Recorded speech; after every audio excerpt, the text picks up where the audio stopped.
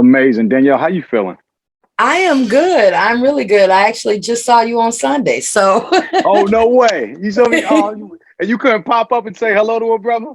I wanted to, and I got to tell you, the show was absolutely phenomenal. And as Thank usual, you. which is why, I always enjoy coming to see you. Got to tell you, one Thanks of so the much. things that really strikes me about your show is just how engaging and interactive you are Thank with you. the audience. It's not a show where you just sit down and watch you play.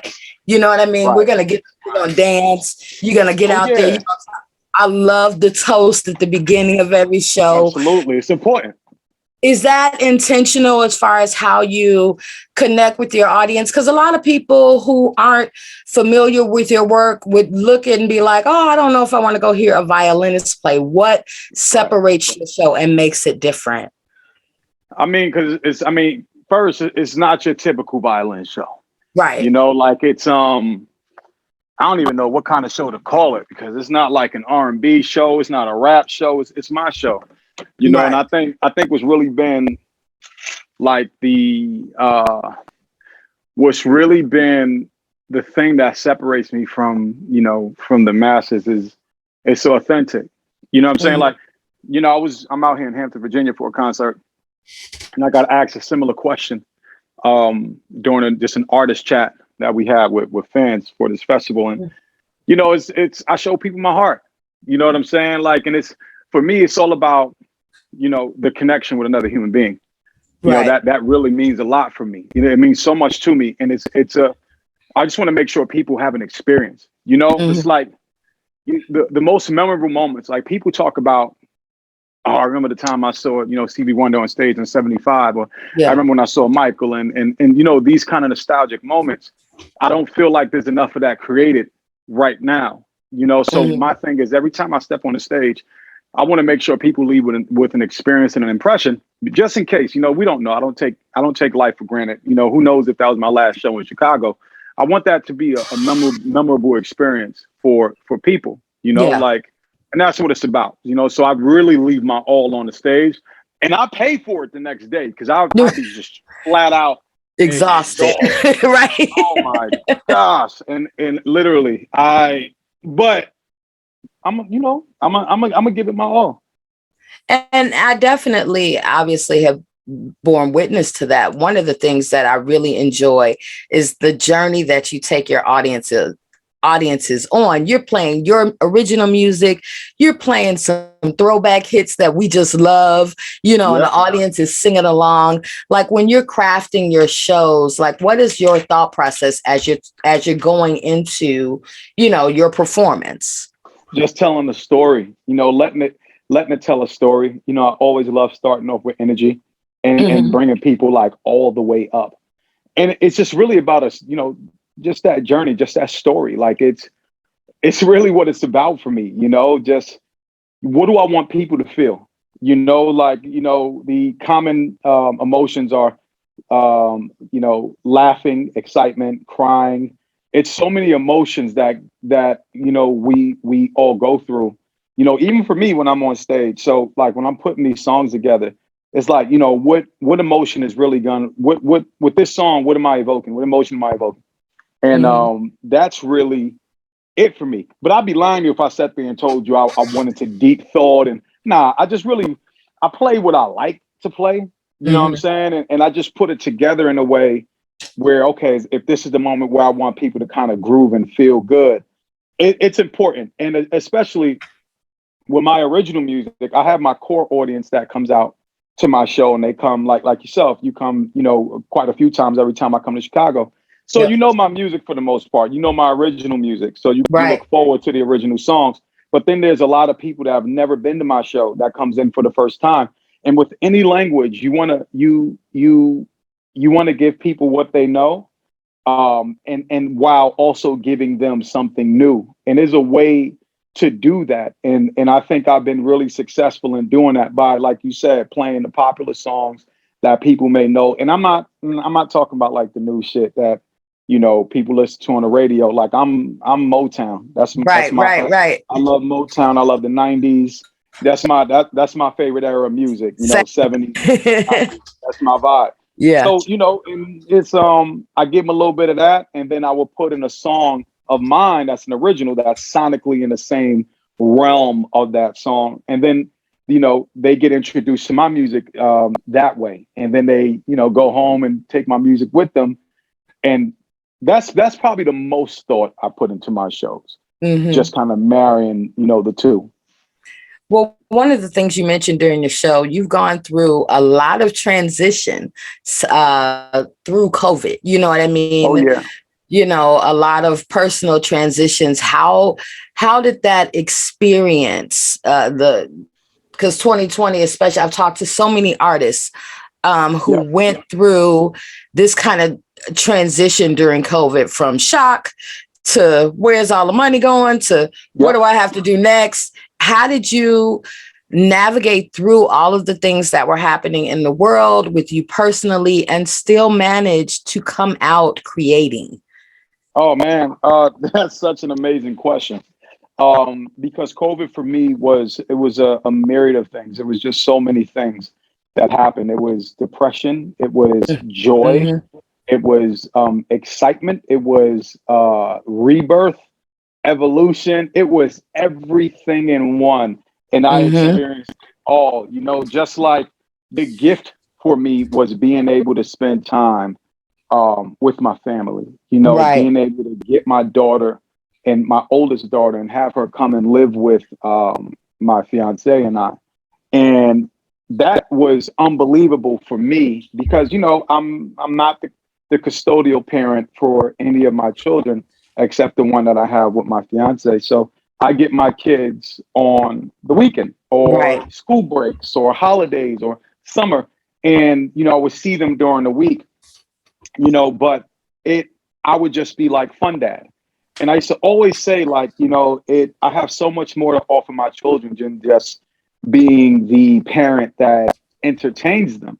And Mm. I got the opportunity to really instill who I am into my daughter.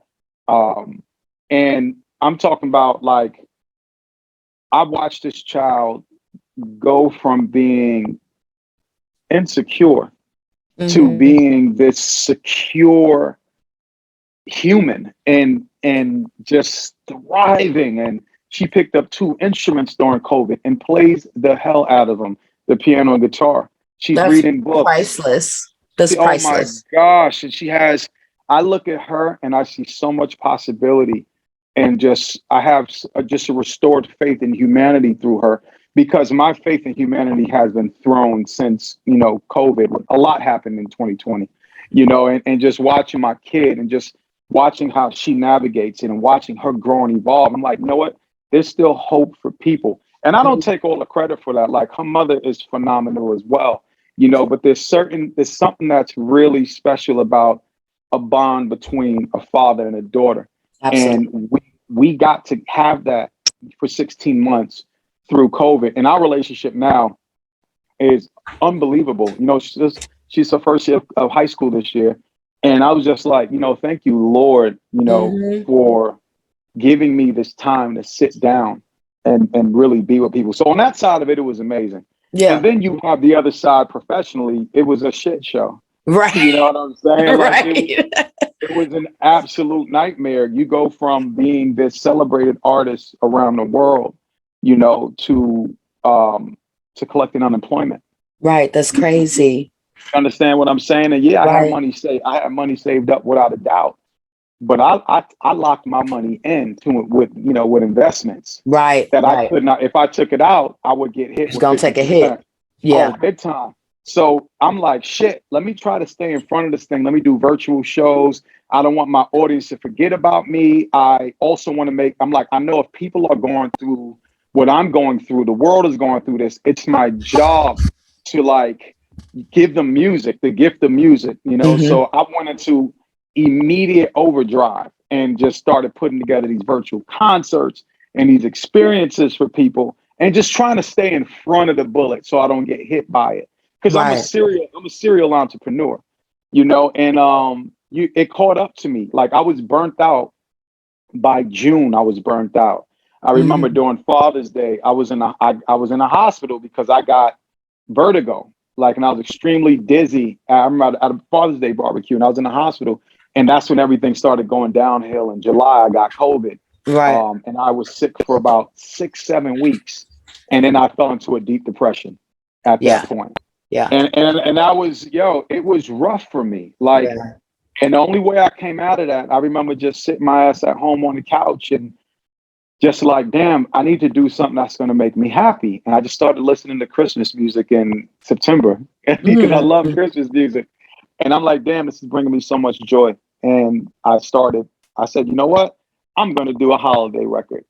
And I did it. And it got me back on my shit again, like as far as falling back in love with music. Right. But I completely pivoted from music, like significantly. In December, like I pivoted from my personal career. So also I have an entertainment company, and I manage the careers of two other artists. One, a violinist named Mappy. She's an amazing violinist. I manage her career, and an artist named Tyler Gordon. I oversee and manage their careers, and lead my team in managing them. So it's been a gift to like really spend my time activating things for other artists and getting them to the next level. And they're both doing incredibly. And not to mention, I'm head of music now for one of the largest advertising agencies in the world. So it's like I'm kind of like in so many different areas. Because the thing for me, Danielle, I said never again will I put all my eggs in one In basket, one basket. That's so true. where I'm never doing that again. So now I have so many different streams of revenue, to where it's I will never go through that again in my life. You know what I'm saying? Like, and that was the biggest lesson for me, diversification.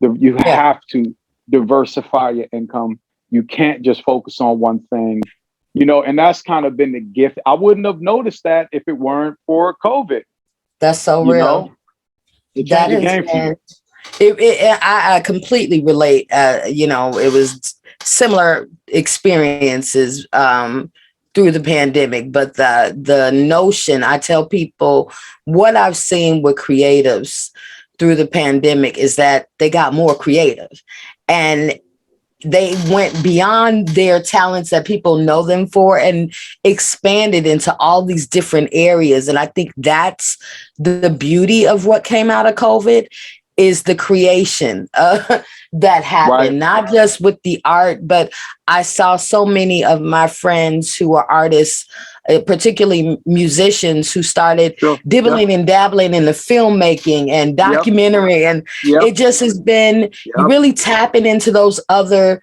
creative talents that you Wow. guys that you have. And I think that's kind of been the universal thing that I've kind of seen, just particularly with Black creatives that I've had a chance to speak to over the pandemic. And I was one of them watching your virtual shows. I got to tell you, if there was anything that I think so many of us realized throughout that time was how much music Oh yeah. blessed us, kept Oh us, yeah.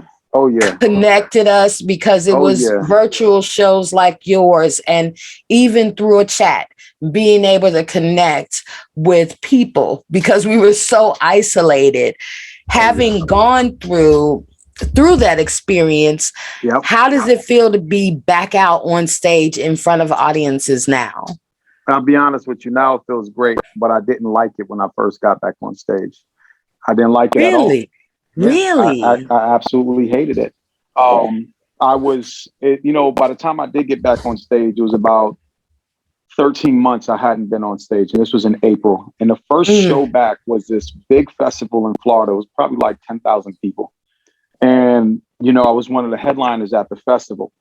And it was an experience that I didn't like it. I did not like it because I wasn't Damien Escobar, like this, prolific violinist, that tours the world and has fans. I spent a year just being a normal dude, Right. and I got used to that. I got just used to being dad. You know what I'm saying? Like, and I got back on stage and A, I was rusty. Yeah. But B, I didn't like the feeling of being glorified. I didn't like it. I'm like, you know, it was so crazy going from just being just a normal, you know, everyday citizen to, you know, going and watching people cry in an audience for you. I'm like, why the hell? Why? What do you like? I'm just a normal guy. You know what I'm saying? Like, Yeah. and the way people viewed me, and I was being pulled in so many different directions. And imagine that, and we've been on like lockdown forever. So you only see the people that's in the house with you, and then Right. you see 10,000 people, you know, screaming your name. Right. I didn't like it. I didn't like it at all. And when I came home, I actually thought about quitting. I'll be honest with you. Wow. And I thought about quitting. And my next concert wasn't until June. So I literally thought about canceling all my shows for the rest of the year. And figuring out, you know what it is, Danielle? Like I didn't have a why. I didn't have a why.